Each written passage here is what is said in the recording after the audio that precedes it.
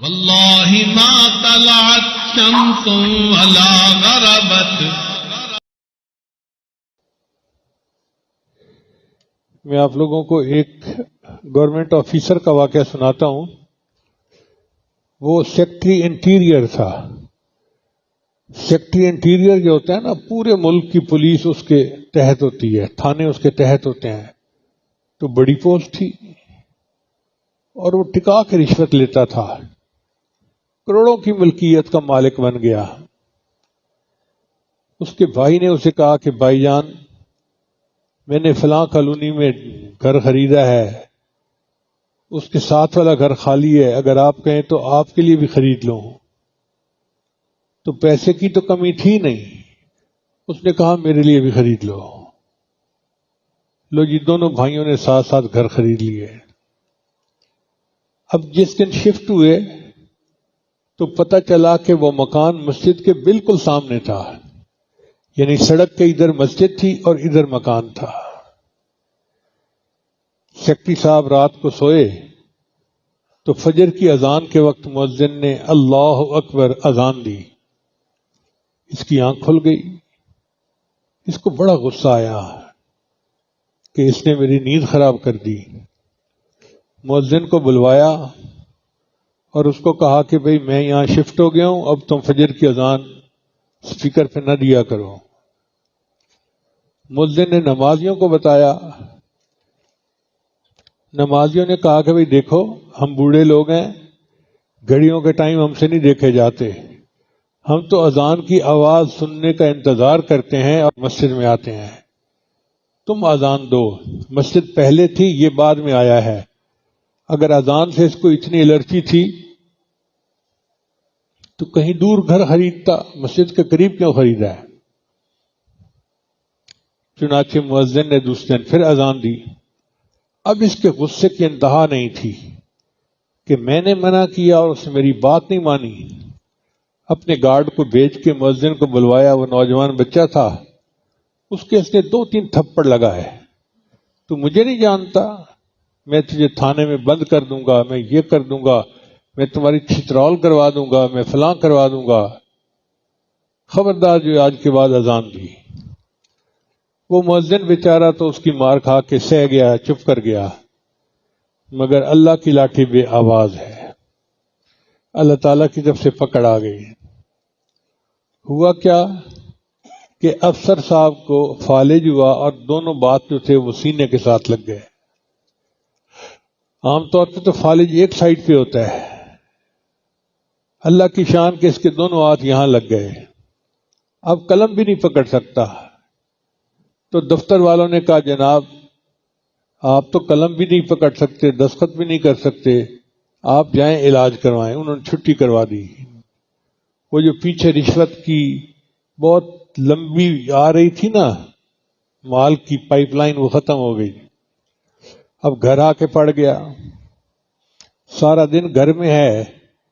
اب بیوی بیچاری خدمت کرتی، ہر وقت خدمت میں لگی رہتی، 24 گھنٹے کی خدمت. چونکہ کر تو کوئی سکتا نہیں تھا، دونوں آدمی کام کرتے تھے.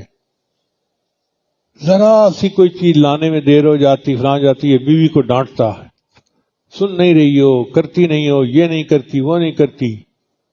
اب بیوی تھی، وہ کتنی ڈانٹ برداشت کرتی. اس نے بیٹھ کے بات کی کہ جی دیکھو، میں نے ساری زندگی آپ کے ساتھ اچھا نبھایا ہے اور اب بھی خدمت کر رہی ہوں. آپ مجھے میرے بچوں کے سامنے اس طرح ہیملیٹ کرتے ہیں، یہ اچھی چیز نہیں ہے. اب غلطی ماننے کا تو جذب تھا ہی نہیں نا. اس نے الٹا اس کو کہا تم یہ ہو، تم فلاں ہو، تم ذلیل ہو، تم کیا کیا گالیاں دی. بیوی کو غصہ آیا، اس نے بچوں کو ساتھ لیا اور وہ اپنے میکے چلی گئی.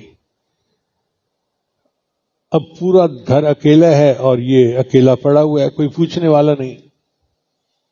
بھائی کو پتہ چلا تو بھائی نے کہا بھئی میرا بڑا بھائی ہے تو میں اس کو اپنے گھر لے آتا ہوں. وہ اس کو اٹھا کے اپنے گھر لے گیا. اب بھابھی اور بچوں نے خدمت شروع کی، مگر اس کی روک ٹوک کا مزاج تو تھا نا، وہاں بھی روک ٹوک. دوسرے دن بھابھی نے اپنے خاوند سے بات کی کہ دیکھو آپ کی خدمت میرے اوپر لازم ہے، اس کی لازم نہیں ہے. ہم تو انسانیت کے ناطے اس کی خدمت کر رہے ہیں کہ بیمار ہے، ہمیں کیوں یہ روکتا ٹوکتا ہے، ڈانٹتا ہے؟ اگر اس نے مجھے پھر ڈانٹا نا تو میں بھی گھر سے چلی جاؤں گی. تو بھائی نے بھی محسوس کیا کہ بھئی میرا بھی گھر برباد ہو جائے گا. چنانچہ بھائی نے آ کے اس کو کہا کہ بھائی جان آپ ڈانٹ ڈپٹ زیادہ نہ کیا کریں، یہ نوکر نہیں ہے، یہ گھر کے فرد ہیں. تو بھائی کو ڈانٹنا شروع کر دیا، تم رن مرید بن گئے ہو، تم یہ ہو، تم فلاں ہو، تمہیں شرم آنی چاہیے، فلاں ہونا چاہیے. اور جب بھائی کو اس نے گالیاں دیں تو بھائی کے 2 بیٹے جوان تھے. انہوں نے باپ سے بات کی کہ ابو جان آپ کا بڑا بھائی صحیح، لیکن آپ کو گالیاں نکالی ہیں، ہم سے نہیں برداشت ہوتی. چنانچہ انہوں نے، ان دونوں لڑکوں نے اس کو اٹھایا، اس کی چارپائی کو اٹھایا اور گھر کے سامنے جو سڑک تھی نا اس کے کنارے لا کے اس کو نیچے زمین پہ ڈال دیا. گرمیوں کا موسم تھا، صبح کا وقت تو گزر گیا. پھر ایک وقت آتا ہے کہ جب زمین گرم ہو جاتی ہے.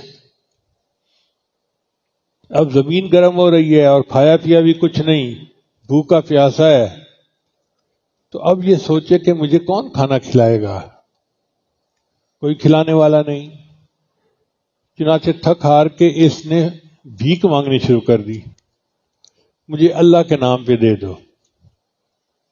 جس اللہ کا نام سن کے اس کی نیند خراب ہوتی تھی اب اسی اللہ کے نام پہ مانگ رہا ہے. ایک کالج کا لڑکا گزر رہا تھا، اس نے اس کو 10 روپے دیے. تو یہ اسے کہتا ہے کہ نہیں مجھے پیسوں کی ضرورت نہیں ہے، مجھے کھانا لا کے دو. خیر وہ لڑکا گیا اور ایک روٹی لے کے آیا تنور سے. اس نے کہا جی کہ مجھے کھلاؤ، میں تو کھا نہیں سکتا. اس نے کہا میرے پاس تو اتنا ٹائم نہیں ہے کہ میں آپ کو کھانا توڑ کے کھلاؤں، مجھے تو اسکول کالج پہنچنا ہے، میں رکھ کے جا رہا ہوں. اب جب وہ روٹی زمین پہ رکھنے لگا نا تو اس کو خیال آیا کہ میں تو اپنے ہاتھوں سے اٹھا کے کھا ہی نہیں سکتا. چنانچہ اس نے اسے کہا کہ یہ روٹی مجھے پکڑا دو. کیسے پکڑائیں؟ دونوں پاؤں پہ بھی فالج ہو گیا تھا، دونوں ہاتھوں پہ اور دونوں پاؤں پہ. تو دونوں پاؤں بھی سینے کے ساتھ لگ گئے تھے. اس نے دونوں پاؤں کے انگوٹھوں کے ساتھ روٹی کو پکڑی اور جیسے کتا روٹی کو توڑ کے کھاتا ہے نا اس طرح روٹی کو توڑ کے کھا رہا تھا. اللہ تعالیٰ نے دکھا دیا، دیکھو جو میری نافرمانی کرتا ہے میں اس سے پھر کیسے بدلے لیتا ہوں اور اس کو کیسے بے عزت کرتا ہوں، اس کا تکبر کیسے توڑتا ہوں. تو ایسے مال پر اترانے والے لوگوں کا حشر بہت برا ہوتا ہے.